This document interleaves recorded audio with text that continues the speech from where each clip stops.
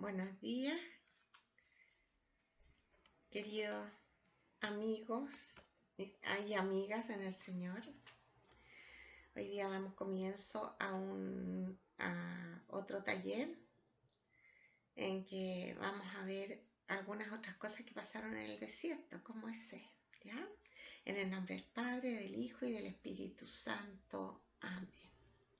Ven, Espíritu Santo, por intermedio del corazón doloroso e inmaculado de María Santísima, tu amadísima esposa. Dios te salve María, llena eres de gracia, el Señor es contigo. Bendita eres entre todas las mujeres, bendito es el fruto de tu vientre, Jesús. Santa María, Madre de Dios, ruega por nosotros pecadores, ahora y en la hora de nuestra muerte. Amén. Gloria al Padre, al Hijo y al Espíritu Santo, como era en el principio, ahora y siempre, por los siglos de los siglos. Amén. En el nombre del Padre, del Hijo y del Espíritu Santo. Amén. Como ya les dije, hoy día vamos a ver algunas otras cosas interesantes y muy importantes en la estadía del pueblo de Israel en el desierto del Sinaí. Lo primero que les quiero decir es que en el Éxodo, a partir del capítulo 25, tenemos todas las instrucciones que dio Dios acerca del santuario, de los sacerdotes, de los castigos, de todas las cosas, ¿ya? Entonces vamos a comenzar en el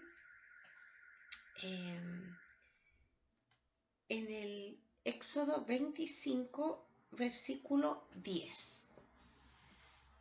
Para poder entender bien esto, las tablas de la ley había que guardarlas en algún lugar. Entonces Dios le mandó fabricar un arca. Vamos a ver entonces el arca de la alianza, ¿ya? Harás un arca de madera de acacia de 2 codos y medio de largo, codo y medio de ancho y codo y medio de alto. La revestirás de oro puro por dentro y por fuera, y además pondrás en su alrededor una moldura de oro. Fundirás para ella 4 anillas de oro que pondrás en sus 4 pies, 2 anillas a un costado y 2 anillas al otro. Construirás también varales de madera de acacia que revestirás de oro, y los pasarás por las anillas de los costados del arca para transportarla. Los varales deben quedar en las anillas del arca y no se sacarán de allí. En el arca pondrás el testimonio que yo te voy a dar. Construirás asimismo un propiciatorio de oro puro de 2 codos y medio de largo y codo y medio de ancho. Harás además 2 querubines de oro macizo que ocuparán los extremos de los propiciatorios. El primer querubín irá en un extremo y el segundo en el otro. Los querubines formarán un cuerpo con el propiciatorio en sus 2 extremos. Estarán con las alas extendidas, cubriendo con ella el propiciatorio, uno frente al otro con las caras vueltas hacia el propiciatorio. Pondrás el propiciatorio encima del arca y meterás dentro del arca el testimonio que yo te daré. Allí me encontraré contigo, desde encima del propiciatorio, de en medio los 2 querubines, colocados sobre el arca el testimonio, te comunicaré todo lo que haya de ordenar a los israelitas. Ya, entonces aquí ya tenemos el arca de la alianza, toda de madera de acacia forrada en oro. Si ustedes quieren, pueden buscar en internet para conocer cómo era todo este detalle, ¿ya?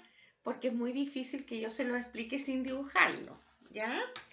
Entonces ustedes lo buscan y van a ir para irse imaginando bien en qué consiste el arca, ¿ya? Después en el capítulo 26 dice, construirás la morada con 10 tapices de lino fino torsal, de púrpura, violeta y escarlata y de carmesí. Bordarás en ellos unos querubines. Y después indica, sigue indicando, ustedes lo pueden ver, ¿no es cierto? Para que ustedes les quede claro cómo era todo esto de la tienda del encuentro. La tienda del encuentro entonces es una carpa que se instalaba para poner el arca y tenía una serie de utensilios. Entonces, si ustedes buscan en internet el arca de la alianza, ya les va a aparecer todo esto, ¿ya? Ahora quisiera continuar con en el capítulo 28. Capítulo 28 del 1 al 4. Dice así: manda que de entre los israelitas se acerquen a ti, tu hermano Aarón y sus hijos. Quiero que Aarón ejerza mi sacerdocio junto con sus hijos Nadab, Abijú, Eleazar e Itamar. Manda confeccionar para Aarón, tu hermano, vestiduras sagradas que le den majestad y esplendor.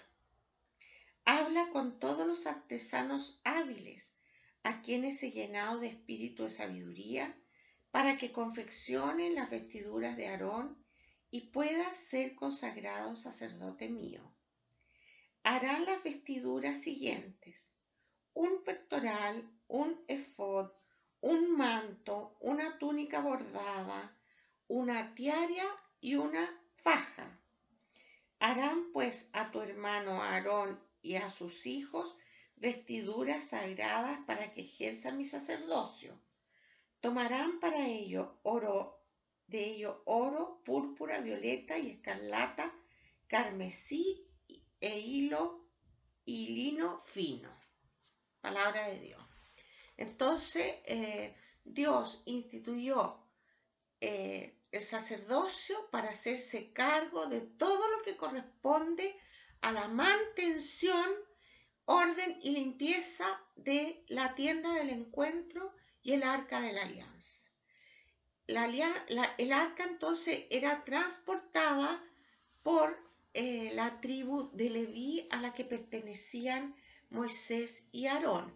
Y de ahí viene entonces que la tribu de Leví es la encargada de todo lo que tiene que ver con el templo más adelante, ¿ya? Entonces de ahí viene el nombre de levita, ¿no es cierto? De ahí van a salir los sumos sacerdotes, que los sumos sacerdotes siempre van a ser de la familia de Aarón, ¿ya?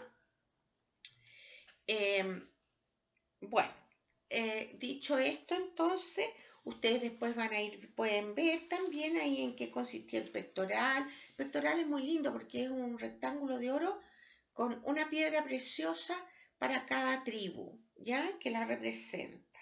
Entonces, cuando el sacerdote se ponía el pectoral, iba con en representación de todas las tribus, ¿ya?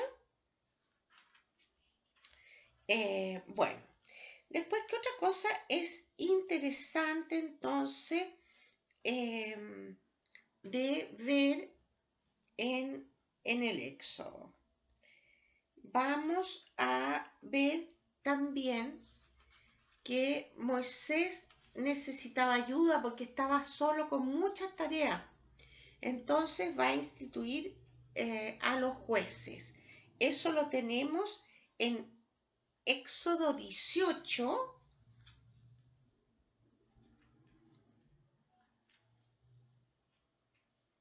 Éxodo 18, búsquenlo. Del 13 al 24. ¿Ya? ¿Lo tienen? Vamos a leer entonces. Al día siguiente se sentó Moisés para decidir en los asuntos del pueblo, y la gente estuvo ante Moisés de la mañana hasta la noche. Al ver el suegro de Moisés todo lo que éste hacía por el pueblo, le dijo: ¿Qué es lo que haces con el pueblo? ¿Por qué te sientas tú solo mientras toda la gente está ante ti desde la mañana hasta la noche?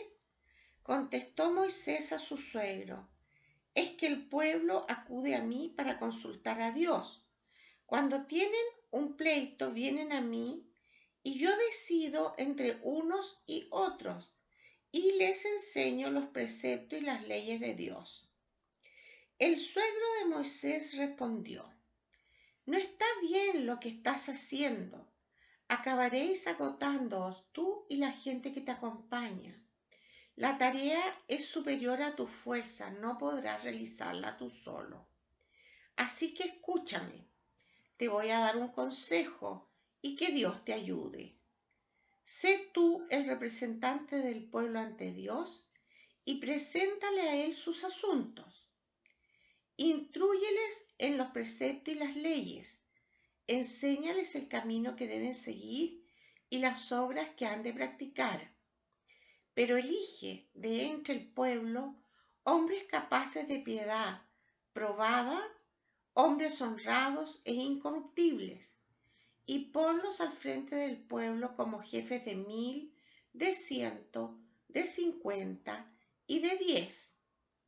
Que ellos administren justicia al pueblo en todo momento y que te presenten a ti los asuntos más graves. Pero en los asuntos de menor importancia, que decidan ellos. Así aligerarás tu carga, pues ellos la compartirán contigo.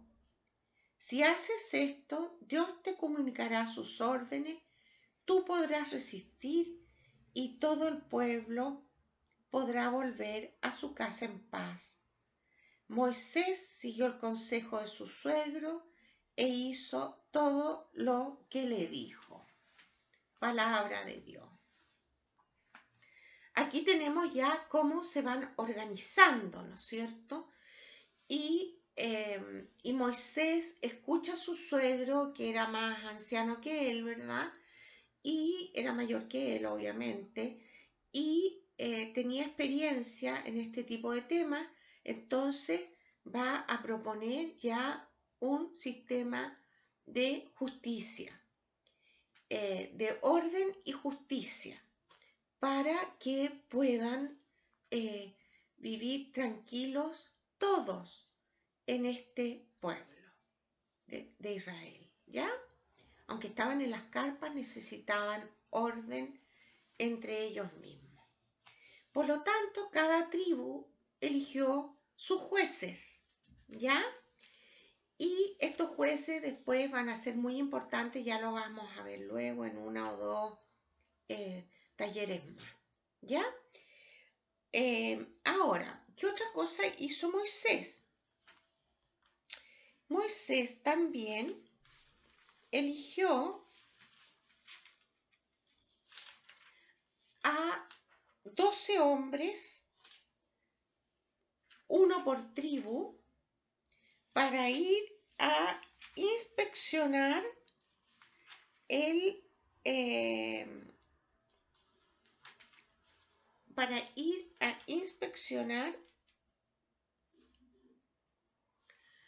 la tierra prometida. Y entonces, ¿qué va a suceder? Van a ir en una expedición 40 días a recorrer el territorio y ver en qué condiciones están para entrar a la tierra prometida, ¿ya?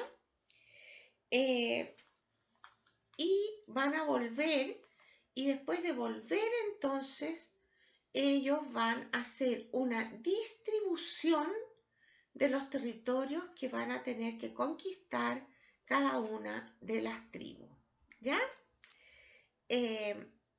Esto también es muy interesante porque ya se estaba volviendo la tierra algo súper concreto, ¿ya?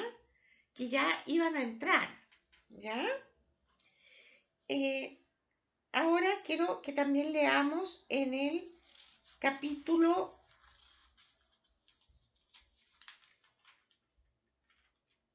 40,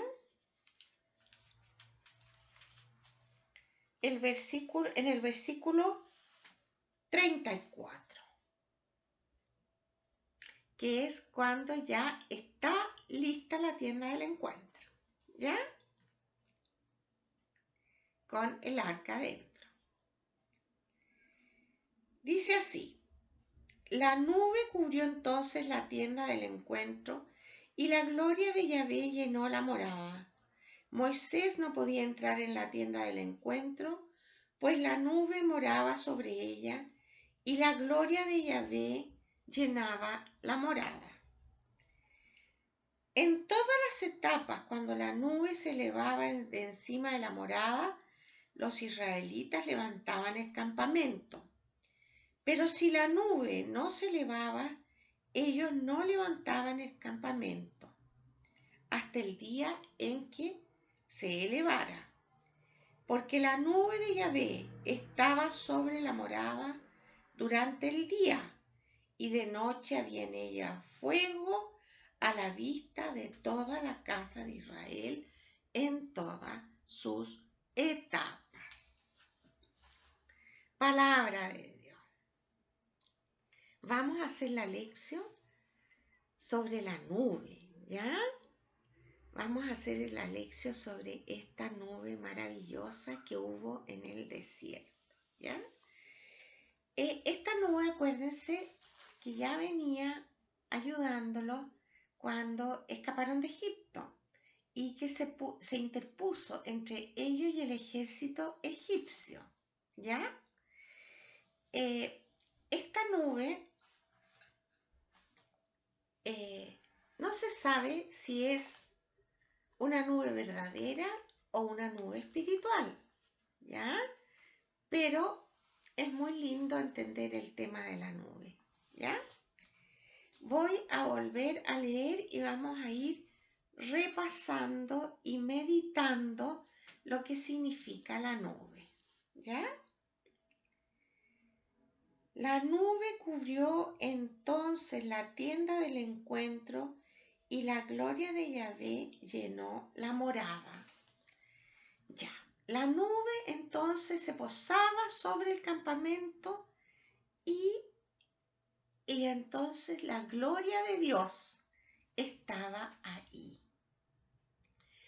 ¿Por qué es tan importante esto? Porque para los israelitas el santuario era la presencia real de Dios entre ellos, igual que para nosotros el Santísimo Sacramento, ¿ya? Pero esto no es el Santísimo Sacramento, es Dios presente en medio de su pueblo en la travesía del desierto, ¿ya? En todas las etapas, cuando la nube se elevaba de encima de la morada, los israelitas levantaban el campamento. Entonces, tenemos el campamento y mientras está la nube, ellos se quedan ahí. Cuando la nube se eleva, ellos desarman el campamento y continúan el camino. Después dice: porque la nube de Yahvé estaba sobre la morada durante el día. Este era en el día. Y si nosotros pensamos, ¿cuál es la función de la nube en el día? Piensen ustedes que estamos en el desierto, ¿ya? La función de la nube es refrescar, dar sombra, ¿ya? Y de noche había en ellos fuego a la vista de toda la casa de Israel en todas sus etapas. O sea, desde que entraron, cuando se habla de etapas, son los distintos lugares donde fueron ellos recorriendo, ¿ya? Y entonces, en la noche, ¿qué pasa en el desierto en la noche? Disculpen. en la noche hace un frío terrible, ¿ya? Y entonces el fuego iluminaba y calentaba. Así que la nube representa la protección de Dios durante toda la estadía en el desierto. Ahora, a mí me gustaría que fuéramos, dejen marcado acá con su santito o con su tirita de la Biblia y vamos a ir a Lucas 1.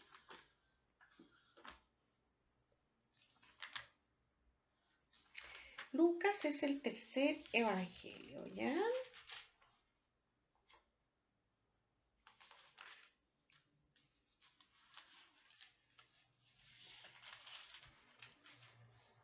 Vamos a leer la Anunciación, que está en el versículo 26. ¿Ya? ¿Encontraron Lucas? Al sexto mes envió Dios al ángel Gabriel a un pueblo de Galilea llamado Nazaret, a una virgen desposada con un hombre llamado José de la casa de David. La virgen se llamaba María. Cuando entró le dijo: Alégrate, llena de gracia, el Señor está contigo. Ella se conturbó por estas palabras y se preguntaba qué significaría aquel saludo. El ángel le dijo: No temas, María, porque has hallado gracia delante de Dios. Vas a concebir en tu seno y a dar a luz un hijo, a quien pondrás por nombre Jesús. Él será grande, le llamarán Hijo del Altísimo, y el Señor Dios le dará el trono de David su padre. Reinará sobre la casa de Jacob por los siglos, y su reino no tendrá fin. María respondió al ángel: ¿Cómo será esto posible si no conozco varón? El ángel le respondió: El Espíritu Santo vendrá sobre ti y el poder del Altísimo te cubrirá con su sombra. Por eso el que va a nacer será santo y le llamarán Hijo de Dios. Palabra de Dios. Bueno, este texto lo conocemos bastante, ¿verdad? Yo aquí me quiero detener en lo que le propone el ángel y en lo que contesta María. ¿Ya? Lo primero que vamos a hacer es ver que María se conturbó y se preguntaba qué era esto, ¿ya? Pero para entender la anunciación tenemos que entender quién era María.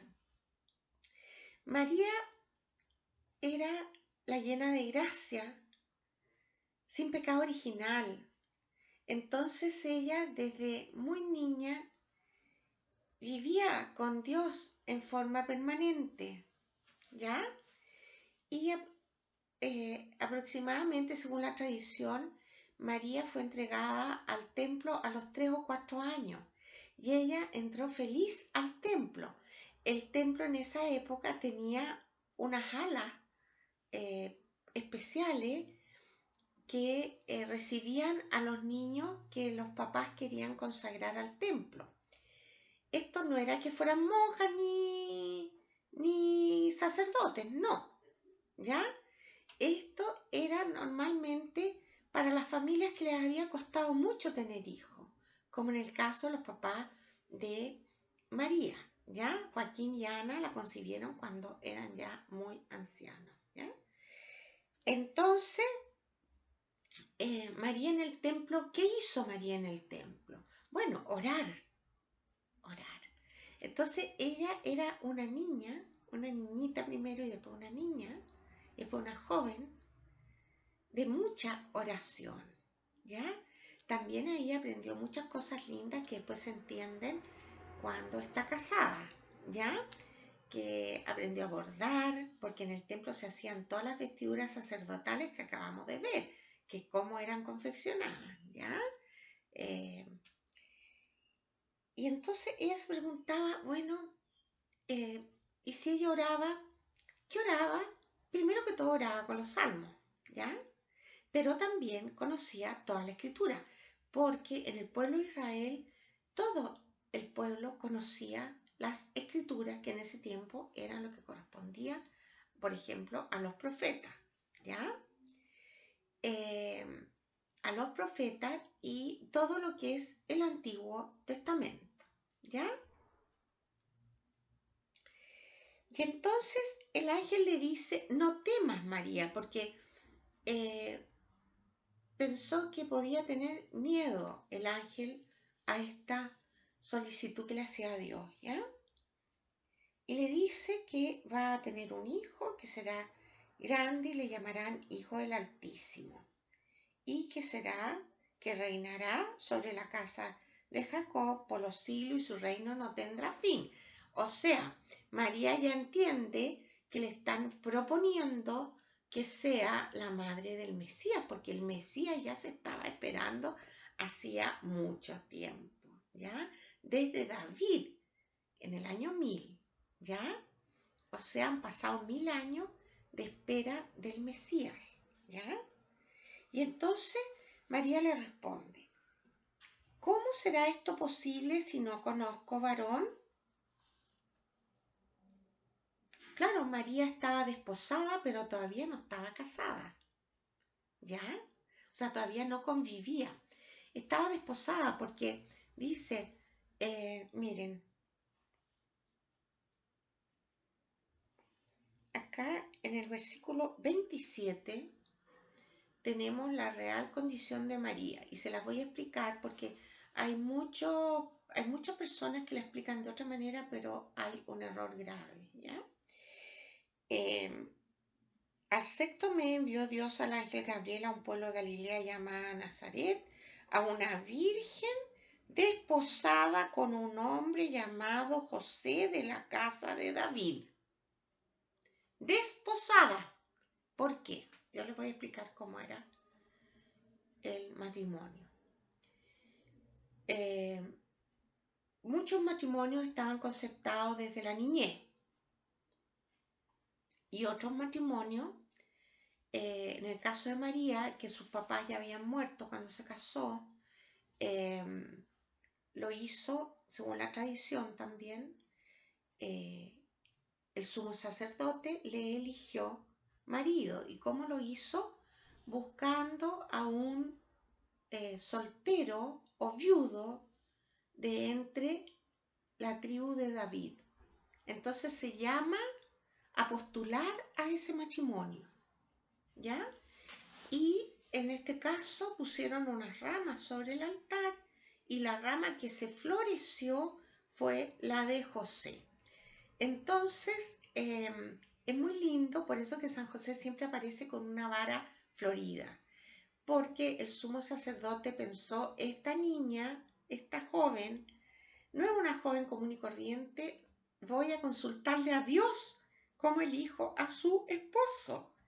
Y entonces abrió la Biblia, abrió el rollo y le apareció un texto del Antiguo Testamento en que aparece una disputa del pueblo contra Aarón y Moisés, en que para dilucidar el problema van a poner estas ramas con el nombre de cada tribu sobre el altar, ¿ya? Entonces el sumo sacerdote entendió que tenía que hacer lo mismo para la Santísima Virgen. Y entonces la rama que al otro día amaneció florida, ese fue escogido el esposo de María, que fue José, ¿ya? José y María no se conocían, ¿ya? Y entonces lo primero empieza que se presentan, ¿ya? Y después van a tener otro encuentro en que van a compartir algunas cosas y después ya viene el matrimonio que nosotros llamamos civil, pero que en ello hay un solo matrimonio porque es civil y religioso a la vez. ¿Se acuerdan que yo les expliqué que las leyes son conjuntas? No es una ley civil y una ley religiosa. Todo, la misma ley sirve para lo religioso y lo civil.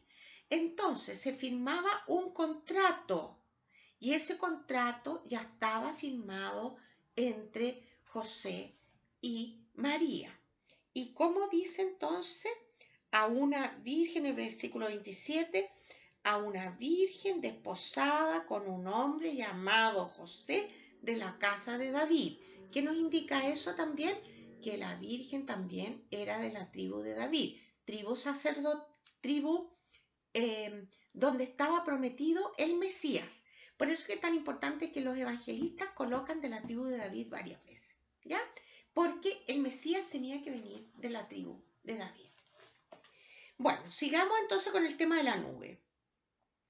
El ángel le respondió, el Espíritu Santo vendrá sobre ti y el poder del Altísimo te cubrirá con su sombra. Por eso el que va a nacer será santo y le llamarán Hijo de Dios. Ya. Acá entonces yo en donde dice sombra, en el versículo 35, vamos a ver 1.35. Dice así, la expresión evoca la nube, le estoy leyendo la nota de pie de página, perdone, estoy tan acostumbrada a hacerlo que se me olvidó decirlo. Ya, entonces vamos a buscar la nota de pie de página. El mío tiene un asterisco, en todo caso es en el capítulo 1, versículo 35, los que tengan los versículos separados. Los que tienen todo un texto, entonces busquen en dónde aparece el tema de la sombra.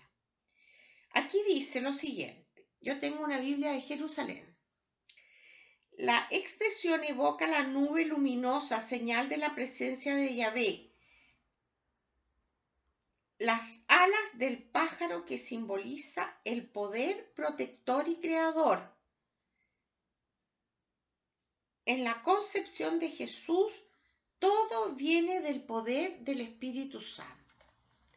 Bueno, entonces, miren qué maravilla. Como el pueblo de Israel conocía la nube y esto se fue transmitiendo de generación en generación, en el tiempo de María también se conocía la sombra de la nube. Por eso es que cuando nosotros leemos el Espíritu Santo te cubrió con su sombra, para nosotros eso no significa nada. Pero para María estaba claro lo que significaba. Significaba la protección de Dios, la protección que brindó Dios en el desierto a su pueblo y que ella no tenía nada que temer. Y de ahí va a surgir la respuesta de María, hágase en mí según tu palabra. ¿Ya? Entonces, cada vez que nosotros estamos en problemas, también podemos evocar la nube y pedir la protección de Dios. Y es muy maravillosa esta lectura. ¿Ya? Ahora vamos a volver, entonces ya terminamos la meditación. Vamos a volver a terminar la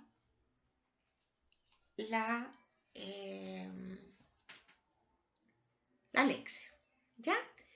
Vamos a hacer primero la oración. Yo voy a hacer mi oración y ustedes escriben la de ustedes. ¿Ya? Voy a cerrar los ojos para hacer mi oración. Señor, te quiero dar gracias por tantas maravillas como nos muestras en el Antiguo Testamento. Te doy gracias, Señor, porque me hiciste comprender estas palabras, porque estas palabras tienen tanto significado en tu encarnación. Señor, quiero vivir permanentemente en el desierto con esa nube. De día me refresca y de noche me da calor y luz. Solo tú puedes hacerlo, Señor. Te doy gracias y quiero vivir en el desierto de tu palabra. Amén.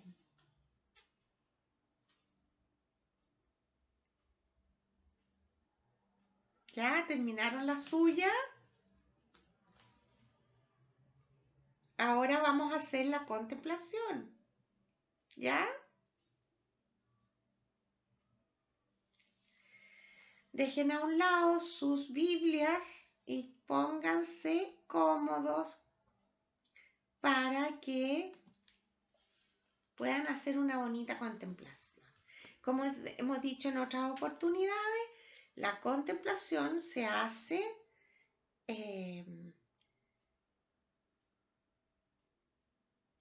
poniendo nuestra imaginación y Dios nos regala el don. ¿Ya?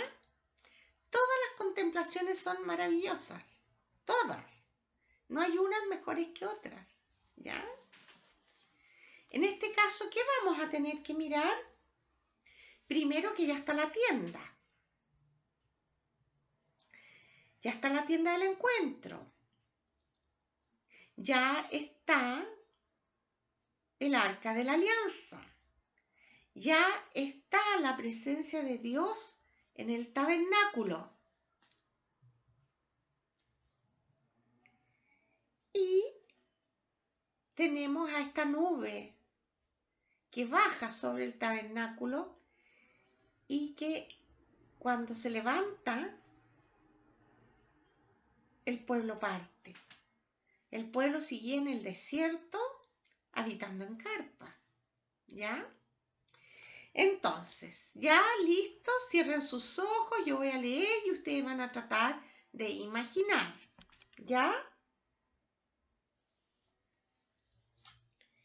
La nube cubrió entonces la tienda del encuentro y la gloria de Yahvé llenó la morada. Moisés no podía entrar en la tienda del encuentro, pues la nube moraba sobre ella y la gloria de Yahvé llenaba la morada.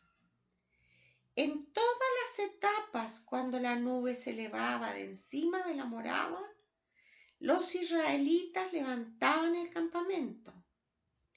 Pero si la nube no se elevaba, ellos no levantaban el campamento hasta el día en que se elevara, porque la nube de Yahvé estaba sobre la morada durante el día, y de noche había en ellos fuego a la vista de toda la casa de Israel en todas sus etapas.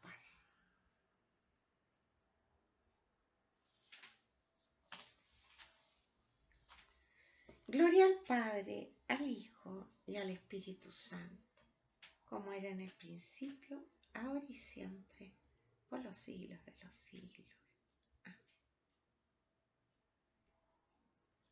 Yo voy a compartir con ustedes mi contemplación y ustedes hacen su propia contemplación, ¿ya? Y la escriben, la tienen que escribir, ¿ya?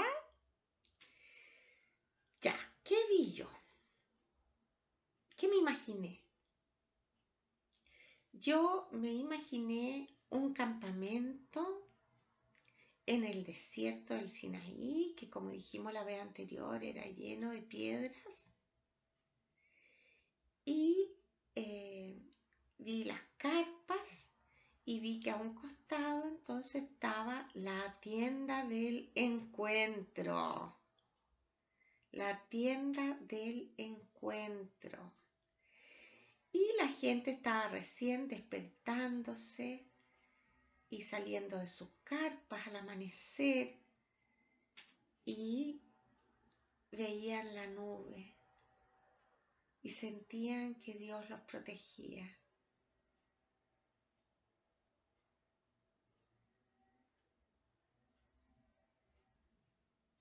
Y también me viene a mi memoria un tiempo que yo pasé una vez un mes bajo la nube y fue un tiempo tan lindo, un tiempo de dolor, pero cubierta por la nube. Gracias, Señor. Con esto damos por terminada la lección, pero quiero que en este momento veamos el último trozo que quiero leer hoy día, que está en Números 14. El libro de Números, ya vamos a repetir entonces los libros del Pentateuco. Pentateuco, penta, 50, teuco, 5, penta, 5, teucos, rollos, ¿ya? Rollos o libros, ¿ya? Eso significa Pentateuco, los 5 primeros libros. ¿Cuáles son entonces? Génesis, Éxodo, Levítico, Números y Deuteronomio. ¿Sí? Génesis, Éxodo, Levítico, Números y Deuteronomio. Vamos a buscar entonces Números 14, capítulo 14.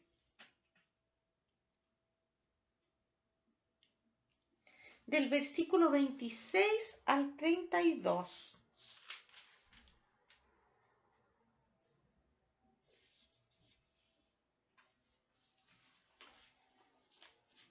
¿Ya lo tienen?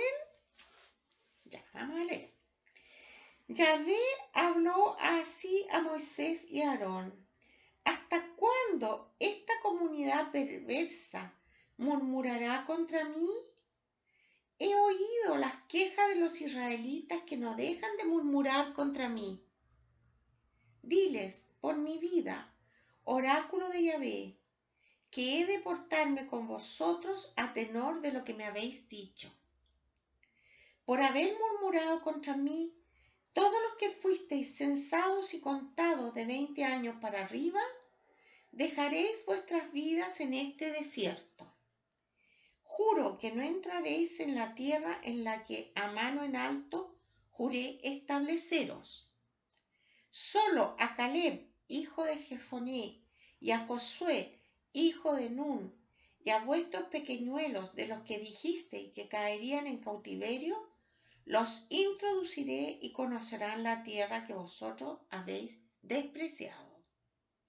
Vuestros cadáveres caerán en este desierto, y vuestros hijos andarán nomadeando por él durante 40 años, cargando con vuestra infidelidad hasta que no hayan caído todos vuestros cadáveres en el desierto.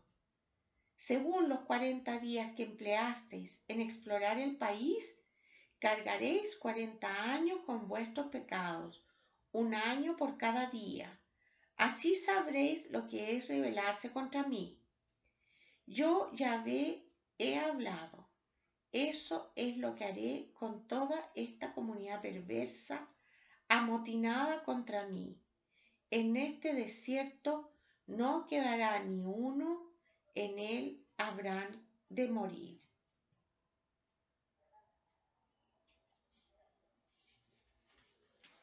Palabra de Dios. Porque uno se cuestiona, ¿verdad?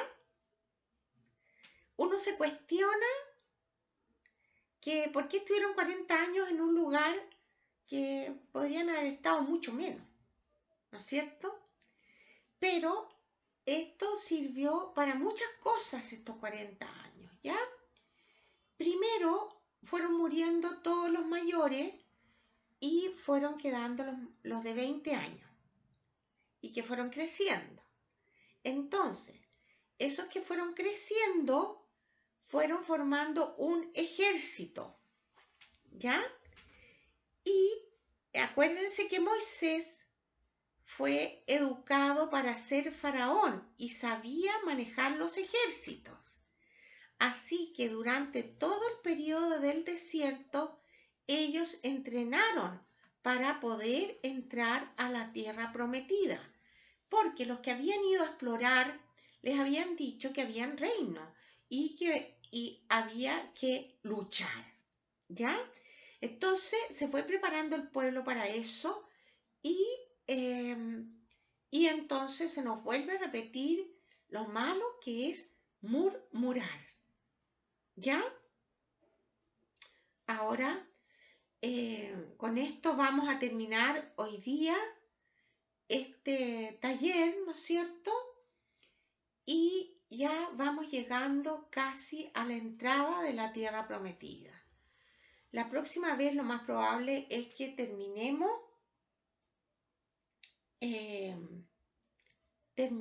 ¿ya? Pero ustedes ya se pueden ir dando cuenta que por primera vez el pueblo de Israel está teniendo ritos, está teniendo un lugar de culto. Ya hay sacerdotes recién. Estamos hablando el año 1300, 1200 antes de Cristo.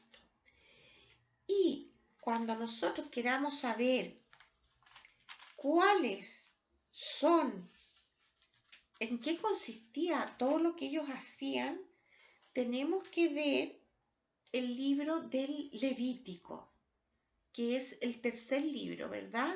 Génesis, Éxodo, Levítico. Ahí se nos explica todo lo que tiene que ver con el sacerdocio, todas las leyes, todas las normas generales, todo lo que tiene que ver con eh, con los pecados, ¿ya? Entonces, si ustedes quieren ir avanzando en el Levítico, ustedes pueden ir avanzando. Y después, entonces, más adelante, les voy a hablar de algunos trozos del Levítico que son interesantes. ¿Ya? Ya, con esto damos por terminado entonces el taller de hoy día. En el nombre del Padre, del Hijo y del Espíritu Santo. Amén. Sagrado corazón de Jesús, en vos confío.